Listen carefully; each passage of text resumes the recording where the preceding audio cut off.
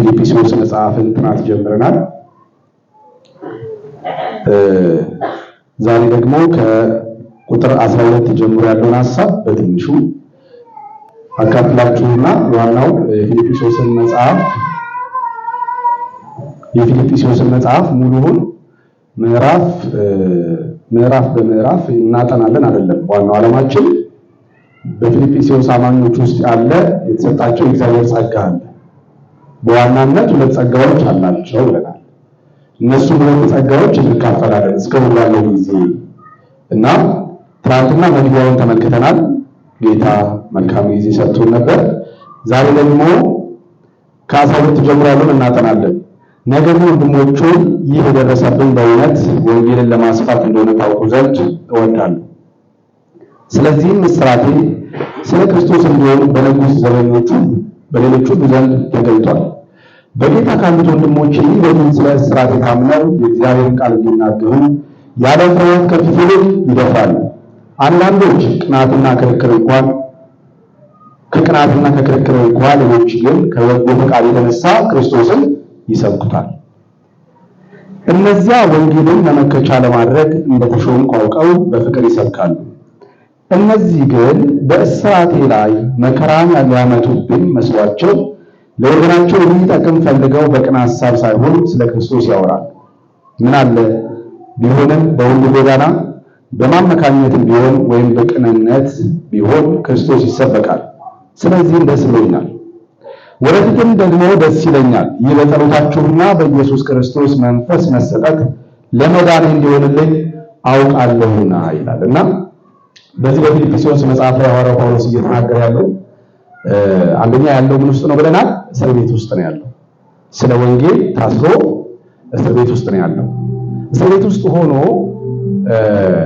ከውጭ ሆነው ጳውሎስ ላይ መከራ ለማምጣት የሚሰሩ ሰዎች አሉ። ሐዋርያው ጳውሎስ እስር ቤት ሆኖ ከእስር ቤት እንዳይወጣ የሚያስቡ ሰዎች አሉ። እዛው እስር ቤት ሆኖ በእስራቴ ላይ ምን ሊያመጡብኝ አለ? መከራ ሊያመጡብኝ አለ። እንደገና ደግሞ በቅንነት ደግሞ ወንጌል እየሰበኩ ስለ ጳውሎስ ደግሞ እንጸልያለን። በጸሎታችሁና በኢየሱስ መንፈስ መሰጠት ለመዳኔ ደግሞ እንዲሆንልኝ አውቃለሁ። የማስራ የእናንተ ስራ የነሱ በእስራቱ ላይ ምን ሊያመጡ መከራ፣ እናንተ ደግሞ በወንጌል አገልግሎት እያገለገላችሁ ስትጸልዩ ለኔ ደግሞ ምን ይሆናል? ያ ደግሞ ከእስራት ለመውጣት ለመዳኔ ስለ ዘላለም ሞት አይደለም የሚያወራው፣ ለመዳኔ እንደሚሆንልኝ አውቃለሁ። ይህ ደግሞ ናፍቆቴም ተስፋዬም ነውና ለምን ሊያያቸው ይናፍቃል። ነገር ግን ሐዋርያው ጳውሎስ እንዳልኳችሁ የፊልጵስዩስ ሰዎች መንፈሳዊ እይታቸው ከፍ ያለ ነው። የሚመክራቸው ኃጢአት አትስሩ፣ አትስረቁ፣ አትዋሹ አይደለም። አንድም ነገር ስለእንደዛ ያወራል። ለምን ፊልጵስዩስ ሰዎች ከኃጢአተኝነትና ከዓለማዊነት ወጥተው ለክርስቶስ የሚከፈለውን ዋጋ ለመክፈል የተዘጋጁ ሰዎች እንደሆኑ ደግሞ ለጳውሎስም ለጌታም ራሳቸውን አሳልፈው የሰጡ ታማኝ አማኞች ናቸው። ስለዚህ ምንድነው የሚላቸው? እነሱ እስር ቤት ውስጥ ሆኖ የእናንተ አገልግሎትና የእናንተ ጸሎት ለመዳኔ ነው። የነሱ ኢየሱስን እኮ ነው የሚሰብኩት፣ ግን መስበክ አይደለም። ኢየሱስን ያወራሉ። ኢየሱስን የሚያወሩት ስለ ኢየሱስ እየሰበኩ ሳይሆን ጳውሎስ ላይ መከራ ለማምጣት የሚሰብከውን ኢየሱስ በመጥፎ ነው የሚያነሱት ሰዎች። ያንን ሲያደርጉ ጳውሎስ እስር ቤት ሆኖ የለ በዛ ላይ ደግሞ መከራ ይጨምሩለታል፣ ወይ ደግሞ በሞት እንዲቀጣ ፍላጎታቸው ነው። እነዚህ ሰዎች ግን ስለ ጳውሎስ አንደኛ ትናንት አውርተናል፣ ከኔ ጋር በወንጌል አብራችሁ ምንድናችሁ ብሏቸዋል? ሰራተኞች ናቸው። ስለዚህ በእናንተ የጀመረው የመልካም ስራ ደግሞ እንደሚፈጸም አምናለሁ ብሎ እስር ቤት ውስጥ ሆኖ ደስታዬን ፈጽሙልኝ ይላቸዋል። ደስታው ምንድነው ብያቸዋለሁ? ወንጌል ማገልገል አይደለ? የጳውሎስ ደስታ ሲያስባቸው የሚደሰተው በሱ ቦታ ሆኖ እሱ እስር ቤት ሆኖ ይሰራ የሚገባውን ስራ ውጪ እየሰሩለት ስለሆነ በጣም ደስ ይለዋል። እና ግን ለእኛ ማንኞች አንድ ነገር ያሳስባቸዋል። ይህ ናፍቆቴ ተስፋዬ ነው ከእስር ቤት እንደምፈታና እንደማያችሁ። ነገር ግን ምን ይላል? ዓላማው የጳውሎስ ለነሱ ነው እንደመፈታቱን የሚፈልገው እስር ቤት ሆኖ የሚያነሳው ሐሳብ ተመልከቱ። እንደዚህ ይላል፣ ይህ ናፍቆቴም ተስፋዬ ነውና 20 ላይ በአንድ ነገር እንኳን አላፍርም። ነገር ግን በሕይወት ኖር ወይ ሞት ክርስቶስ እንደወትሮ ምን ይላል? ይሰበካል። አሁን እዛ ውስጥ ሆኖ ለምንድን ነው እኛ ከዚህ በፊት የሚመስለን ዝም ብሎ ስለሞት የሚያነሳ ነው የሚመስለን አይደል? አሁን የሱ ህይወት ወይ የሞት ወይ የህይወት ጉዳይ ነው። ጳውሎስ እድናለሁ ብሎ 100% እርግጠኛ ሆኖ አይነግራቸውም። ልሞት ይችላለሁ ግን ብሞትም ማለት ቢኖርም ኢየሱስ ምን ይላል አለ ይሰበካል። ክብር ለኢየሱስ ይሁን። ለምን በጳውሎስ መታሰር የሚለው መንገድ የለም። ሃሌሉያ ለቆሮስ ነው አይደል? የእግዚአብሔር ቃል የሚታሰር አይደለም። ለኔ ሊታሰር እንኳን የእግዚአብሔር ቃል ምን ይላል ይሰራል። ስለዚህ የፊልጵስዩስ ሰዎች ግን እሱ የሚያምንባቸው አንድ ነገር አለ። እሱ ያዕቆብ በእስር ቤት ውስጥ በሞት እንኳን ቢቀጣ ይሄ ወንጌል አገልግሎት በእነሱ እንደሚፈጸም እርግጠኛ ነበር። ክብር ለኢየሱስ ይሁን። አሜን። እና ይቀጥላል። በእነዚህ በሁለቱ ይጨነቃለሁ። ውስጥ ሆኖ ያስባል። እስር ቤት ውስጥ ነው። አሁን ነፃ ሆኖ ያው ስለሞትና ስለህይወት ማሰብ አልችልም። ምክንያቱም ህይወትን ሊያሳጣኝ የሚችል አደጋ ውስጥ አይደለም ያለሁት። ስለመኖር እንጂ ስለሞት ላስብ አልችልም። ጳውሎስ ግን ለምንድን ነው ስለሞት እያወራ ያለው? አሁን እስር ቤት ውስጥ ነው። ውሳኔው አልታወቀም። ነገር ግን በሁለቱ ነው የሚጨነቀው። እኔ ልሄድ ከክርስቶስ ጋር መኖር ናፍቃለሁ። ምን ማለት ነው? ባለማና ብሰዋ ደስ ይለኛል። እዚሁ እስር ቤት ውስጥ እንዳለ መጨረሻ ሞት ቢሆን ይህን ነው የምናፍቀው። ነገር ግን ደግሞ በስጋ መኖር ደግሞ አለ ለእናንተ ፍሪ ነው። ለእናንተ ምን እላለሁ? እጠቅማችኋለሁ። ለኔ ደግሞ በስጋዬ ፍሬ አፈራለሁ አለ በሰማይ። ስለዚህ ጳውሎስ ብኖር ብሎ ሳይወስን አመንትቶ የሚያወራው ህይወቱ አደጋ ውስጥ ስለሆነ እዛ እስር ቤት ውስጥ ሆኖ ሊሞትም እንደሚችል ስለሚያውቅ እዛ ውስጥ መሆኑ እንዳያስጨንቃቸው። ምክንያቱም እኔ እዚህ ውስጥ ነኝ አይደለ? በሞትም ደስ ነው የሚለኝ ነው። እናንተ ግን በጌታ ነው ይበላችሁ ብሏችኋል። ደስ ይበላችሁ። ምክንያቱም ውስጥ ሆኖ ብቻ ደስታ ይፈጽሙልኝ ማለት ነው። እዛ እስር ቤት ውስጥ ሆኖ ጳውሎስ አንድም ቦታ ራሱን በቃ ነፃ ወጥቼ ድኜ ተፈትቼ ምናምን አይደለም የሚለው። ነገር ግን አንድ ነገር አውቋል በእርግጠኝነት የጸሎትን ኃይል ስለተረዳ በጸሎታችሁና በመንፈስ ቅዱስ መሰጠት እንደምድን አምናለሁ ይላል። ይወርድና እንደዚህ ይላል፣ በእነዚህ በሁለቱ እጨነቃለሁ። ልሄድ ከክርስቶስ ጋር ልኖር እናፍቃለሁ፣ ከሁሉ ይልቅ እጅግ የሚሻል ነውና። ነገር ግን በሥጋ መኖር ለእናንተ እጅግ የሚያስፈልግ ነው። ይህንንም ተረድቻለሁ፣ በእናንተ ዘንድ እንደገና ስለመሆኔ በእኔ መመካታችሁ በክርስቶስ ኢየሱስ ይበዛ ዘንድ በእምነት ታድጉና ደስ ይላችሁ ዘንድ እንድኖር ከሁላችሁ ጋር እንዲቆይ አውቃለሁ። በቃ ምንድነው መንፈስ ቅዱስ ምን አረጋግጦለታል። በሕይወት እንደምቆይ አውቃለሁ፣ ከእናንተም ጋር እንደምኖር አውቃለሁ። ይሄ በእናንተ ጸሎትና በመንፈስ ቅዱስ አማካኝነት ለኔ መዳን እንደሚሆን አውቃለሁ። የኔ ግን ናፍቆት መሄድ ነው፣ ከጌታ ጋር አብሮ መኖር። ምክንያቱም ሊያየው ይላል ይናፍቃልና ማለት ነው። ኢየሱስ ጌታ ነው። እና እነዚህ ሰዎች የሚገርማችሁ ውጭ ሆነው ጳውሎስ ታሰረ አይደለ? የሚገርም የመንፈስ ቅዱስ ሙላት ያለባቸው ሰዎች ሲሆኑ የጳውሎስ መታሰር ሊያስደነግጣቸው ሲገባ ተመሳሳይ ነው። የሐዋርያት ሥራ 12 ላይ ጴጥሮስንና ማንን ነው? ያዕቆብ ነው። ሁለት ሐዋርያቶችም ሄሮድስ ምን አለ? አሰር አይደለ? ካሰረ በኋላ አንዱን ሐዋርያ መጣና ደስ እንዲላቸው አደባባይ ላይ ምን አደረገው? ሰው። ከዛ በከተማ ውስጥ ታላቅ የሆነ ድንጋጤ ሆነ። በቃ ተነገጡ፣ ፈሩ ሁሉ። ጴጥሮስን ሲነጋ ምን ሊያደርገው አውጥቶ ሊሰዋው ስለሆነ ሁሉም ደንግጦ በቤተ ክርስቲያን ደግሞ ለጴጥሮስ ምን ይደረግ ነበር? ታላቅ የሆነ ጸሎት ይደረግ ነበር። ክብር ለኢየሱስ ይሁን። ስለዚህ አሁን በዚህ ሰዓት ጴጥሮስ ታስሮ አንተ ኢየሱስ ጌታ ነው አትልም። ወደ ምሽግ ብቻ ተጠብቀህ ጌታ ሆይ አድነን ነው። ኢየሱስም ታይታችኋል አይደል? እነ ጴጥሮስ ፈርተው በራቸውን ዘግተው ሲጸልዩ አይደል? በተዘጋ ቤት የገባው ሰላም ለእናንተ ይሁን አላቸው። ደምስቶ ነው በፍርሃት ተውጠው። አይሁዶች ፈሪሳውያኖች ወገራ ገደባ አደገኛ ናቸው። ከያዙ ቡጭጭቅ ነው የሚያደርጉት። ልክ ሲይዙ እንደውም አይታችኋል፣ ሲወጉ ራቁት ያደርጉና ይጎትቷል በአደባባይ። ከዛ ምንም ያካክል 3 ኪሎ 4 ኪሎ ድንጋይ ይሸክመዋል። ስለዚህ እንዴት ነው የማያስደነግጠው? በዛን ጊዜ እንኳን ተደብቀው ጸሎት ሲያደርጉ የጌታ መልአክ ግን ውስጥ ድረስ ገባ። ከዛ ጴጥሮስን ነካውና ህልም የሚመስል ነገር ሆነ ማለት ነው። ክብር ለኢየሱስ ይሁን። ህልም ነው የሚመስለው በዘመን ነው፣ ነገር ግን የነቃው አደባባይ ሲደርስ ነው። ኢየሱስ ያድናል። እነኛ ማኞችስ ጴጥሮስ ጳውሎስ ታሰረ አይደል? መደነቅ የለም። የእኔ መታሰር ለእናንተ ምንድነው? ትምክህት ሆኗችሁ ወንጌል እየሰበካችሁ ነው እያላችሁ። አሁን የጳውሎስ መታሰር እነኚህ የፊልጵስዩስ ሰዎች ምን አላላቸው? አላስደነገጣቸውም። እንደውም በቤት መኩ ዘንድ አለ። እስራቱ ወንጀል ሰርቼ አይደለም፣ ሰርቄ አይደለም። ይሄ ደግሞ በንጉሥ ዘበኞች ፊት ወይም በንጉሥ ዘበኞች ዘንድ ምን የተባለ ነው? የታወቀ ነው። ምክንያቱም ፊልጵስዩስ ሲገባ ቸርቿ ስትመሰረት ትናንት ስናወራ አንዱ ጌታን ያገኘው እዛው ፊልጵስዩስ ከተማ የንጉሥ ምንድን ነው? ዘበኛ ነው። ስለዚህ ጳውሎስ ስለ ወንጌል እንጂ ስለ ወንጌል እንደማይታሰር የንጉሥ ዘበኞች ምስክሮች ናቸው። ስለዚህ ጳውሎስ ይበልጥ ለነሱ ምን አደረጋቸው ማለት ትምክህት ሆናቸው። ኢየሱስ ያድናል። ከዛስ ምን ይላቸዋል? ቁጥር 28 ላይ በአንድ ነገር እንኳን ምን እንዳትደነግጡ ኢየሱስ ጌታ መከራ እየመጣ ነው እኮ። ስለዚህ መከራው ሲመጣ ምን እንዳትደነግጡ ይላቸዋል። በተቃዋሚዎች ምንም እንዳትደነግጡ፣ ይህ ለእነሱ የጥፋት ለእናንተ ግን የዳን ምልክት ነው፣ ይህ ከእግዚአብሔር ነው ይልና ይህ ስለ ክርስቶስ ተሰጥቷችኋልና። አንደኛው ስጦታ ነው። ምንድነው ስጦታቸው? መከራ። ይሄ ወዳጅ በጌታ በመሆን የሚገኛል። ይሄ ክርስቶስን በመምሰል የሚሰጥ ስጦታ ነው። በመከራ የሚገኝ የክርስትና ሕይወት ዝም ብሎ ለሚያወረድ አማኝ አይሆንም፣ እግዚአብሔርም አይሰጥም። ምክንያቱም አይወጣውማ።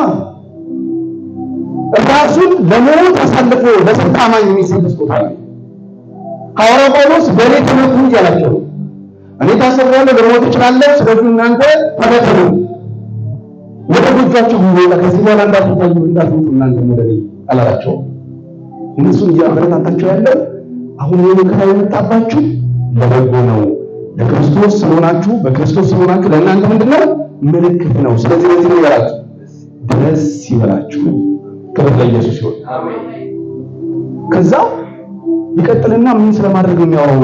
ፊልጵስዩስ ላይ ራስን ነፍስን ስለመስጠት ያወራል ጳውሎስ ራሱ። ምክንያቱም እዚህ ውስጥ ሆኖ ፊልጵስዩስ አማኞች የሚጽፍላቸው 3 ላይ ምንድነው? አንድ ነገር እናፍቃለሁ አለ። ናፍቆቱን ሲናገር እዛ እስር ቤት ሆኖ ነው የሚጽፍላቸው አይደል?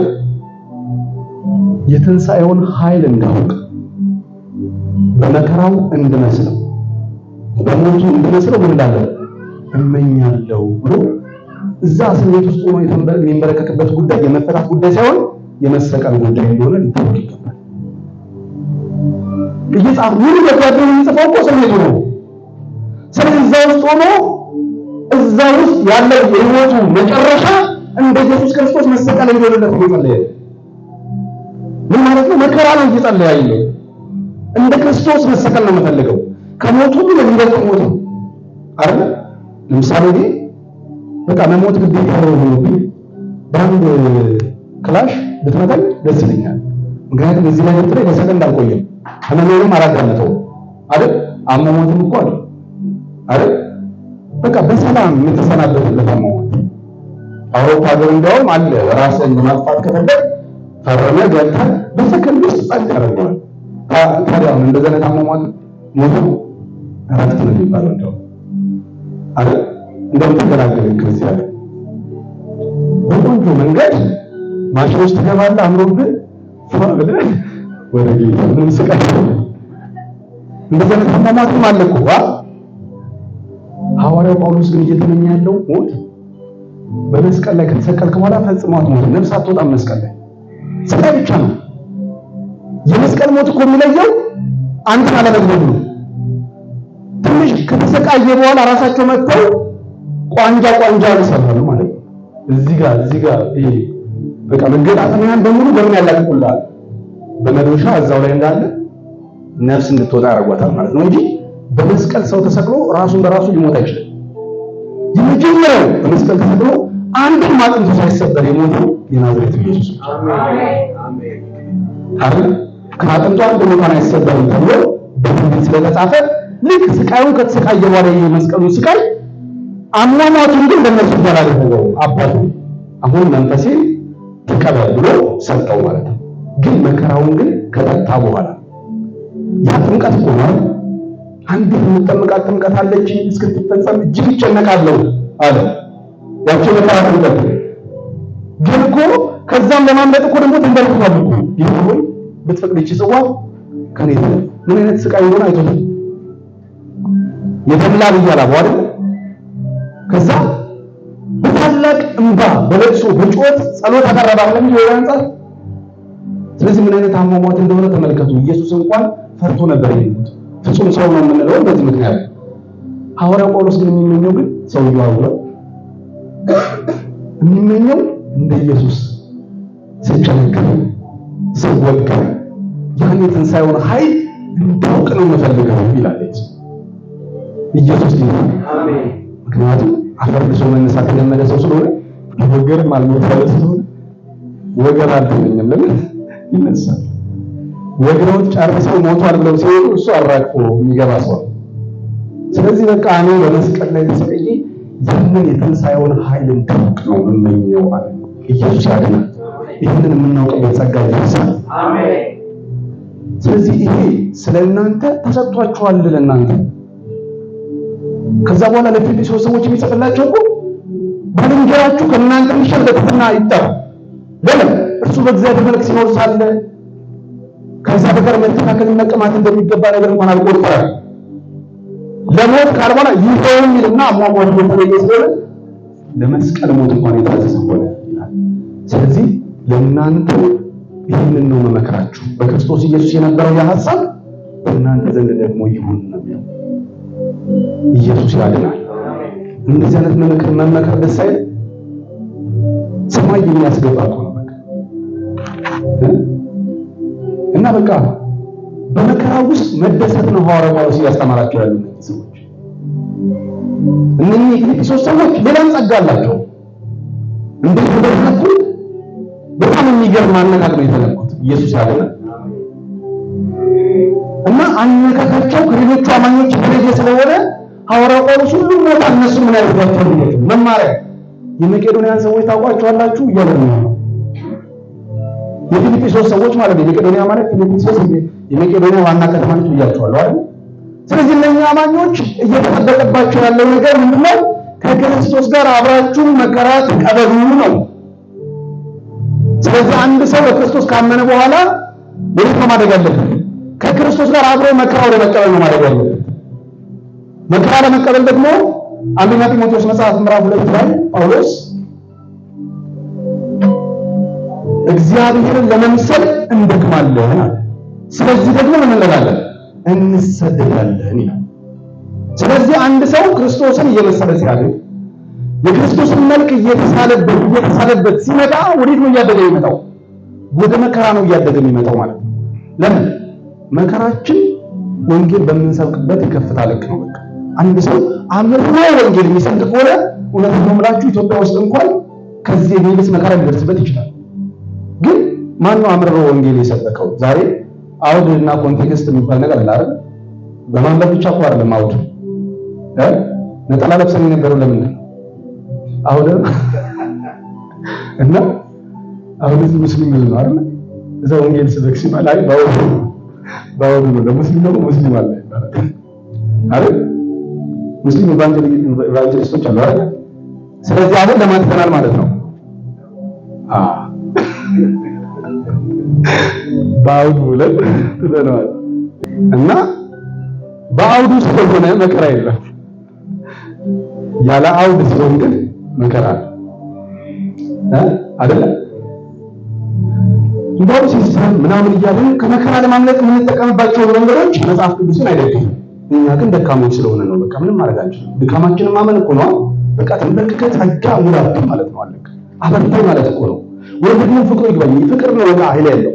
በቃ ስለ ክርስቶስ ፍቅር በጨመረ ቁጥር ይወደድከው እያፈቀርከው ሲመጣ ትነዳለህ። ሳትወድ በግድ እሳት እኮ ነው ውስጣችን። ፍቅር በራሱ እሳት እኮ ማለት ውስጥ ያለውን እሳት አጥፋ ሲለው ለክርስቶስ ኢየሱስ መከራ ተቀበል ነው እኮ አይደል?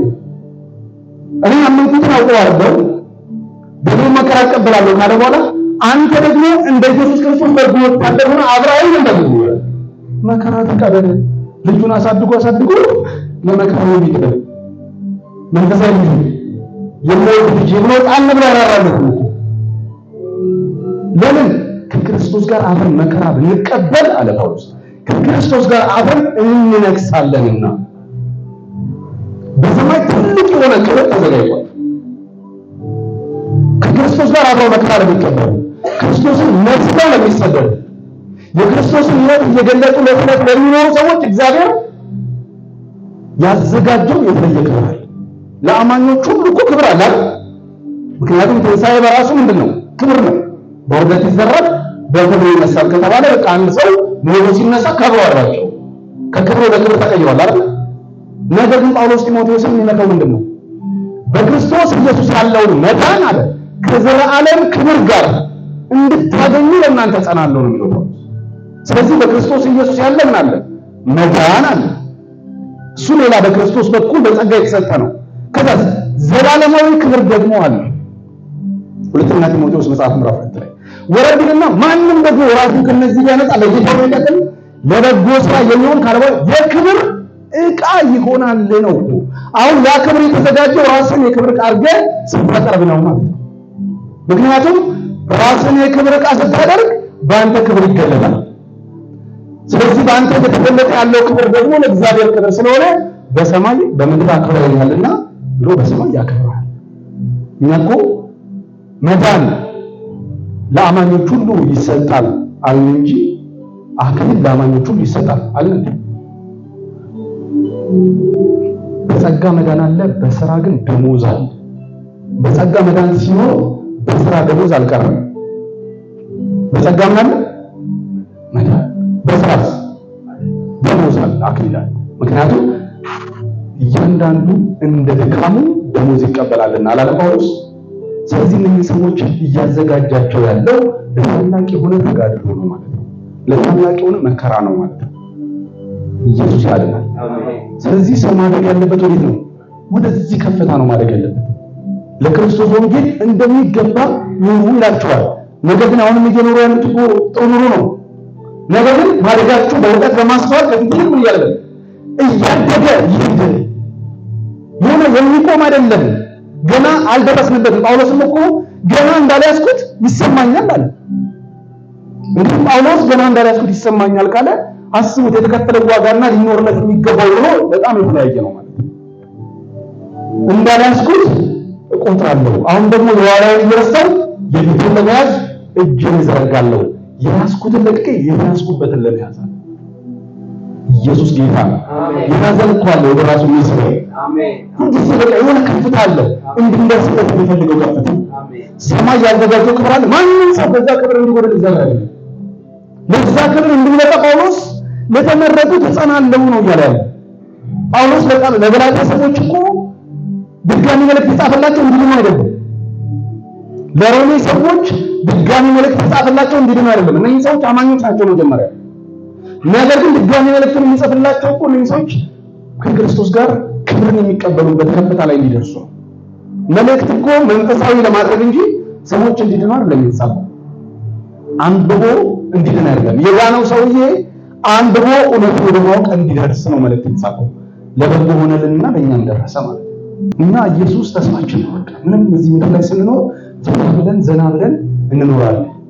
ብንኖርም ለጌታ ብንሞትም ደግሞ ለጌታ ብለን እንኖራለን። ምክንያቱም ሕይወታችንንም ሞታችንን የሚገዛ ዘንድ ኢየሱስ ስለሁላችን ሞቷልና ይታዘዝ። እኔ ጋር በጸጋ ተካፋዮች ስለሆናችሁ ሲል እኮ አንድ ላይ የሆነ ድንኳን ሰርተው ያተረፉትን ገንዘብ ሲካፈሉ አይደለም ጳውሎስ ይላል። ከኔ ጋር አብራችሁ በጸጋ ተካፋዮች ናችሁ ሲላቸው እኮ በመከራ ነው እያላቸው እና ግራት የሮሜ ሰዎችን አላያቸውም እኮ ላያችሁ እናፍቃለሁ ይላቸዋል። ቢገባቸው ምን ነው ከዛስ ተናኑ ዘንድና ጸጋን ላካፍላችሁ ነው የሚላቸው። ምን ማለት ነው? በቃ ከፍ እንድትሉ ወደ መከራ እንድታድጉ ነው እያላቸው። ጳውሎስ መንፈሳዊ እንድትሆንለት ሲፈልግ በክርስቶስ ልክ የተከፈለልን ዋጋ ገብቶ በተከፈለልን ልክ እንድትኖር ሲፈልግ ይቻላል። ስለዚህ በዚህ መንገድ የሚገኝ ጸጋ አለ ማለት ነው። ስለዚህ ይህ ጸጋ እንዲገለጥብን ማድረግ ያስፈልጋል። ኢየሱስ ያድናል። ወደ ክርስቶስ ሙላት ከፍ ማለት ያስፈልጋል። ይሄ ጸጋ እንዲገለጥብን። አሁን እኮ አንዳንድ ሰው እኔ ግን እችለዋለሁ ብሎ በልቡ ሊያስብ ይችላል አይደል? እነሱም እኮ ችለዋል አስችሏቸዋል። ሃሌሉያ አይደል? ከምትችሉትና ከምታስቡት በላይ ይላል ጳውሎስ ክርስቶስ ትፈተኑ ዘንድ የማይፈቅድ እግዚአብሔር ከመከራው ጋር የሆነች ቀዳዳ ደግሞ ይሰጣችኋል። ወራይተ ዘለ ሞጫ አለ በቃ አስተውሎኝ ጌታ መፈተን የሚገባን ያህል ከተፈተንክ በኋላ አይን ይገልጠዋል። ምክንያቱም ሲሰጥ እኮ መከራውንም ሲሰጥ አብሮንም ሰጥቷል፣ መውጫውንም ሰጥቷል። ስለዚህ አንድ አማኝ ወደዚህ ነው ማደግ ያለበት እና ወደዚህ እያደግን ነው ማለት ነው። እግዚአብሔር ይርዳል። እና እነኚህ ደግሞ ነገ እናወራዋለን የተሰጣቸው ስጦታ። ግን ሌላው ጸሎት ደግሞ ተሰጥቷቸዋል። የጸሎትን ኃይል ጳውሎስ አስተምሯቸዋል። በአንዳች አትጨነቁ ይላቸዋል አይደል? ልመናችሁን ከምስጋና ጋር ምን በሉት አስታውቁ እንጂ በአንዳች ነገር ምን አትበሉ አትጨነቁ። ከጭንቀት አያስፈልግም ማለት ነው። ኢየሱስ ያድናል። ስለዚህ ምንድነው ለጭንቀት መፍትሄው? ጸሎት። በቃ ጸሎት በጣም ትልቅ የአማኞች መሳሪያ ኃይል ነው። የጻድቅ ሰው ጸሎት ደግሞ በስራው ኃይል ያደርጋል ይላል አይደል?